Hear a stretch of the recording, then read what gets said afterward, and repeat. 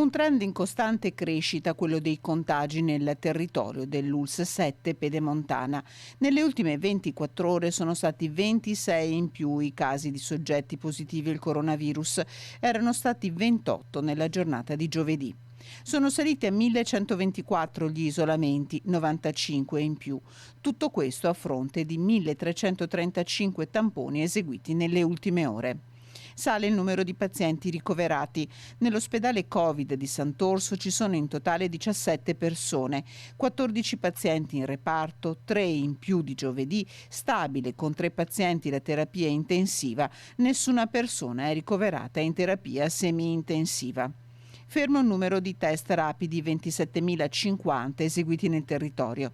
Restano 124 le persone che hanno perso la vita dall'inizio della pandemia.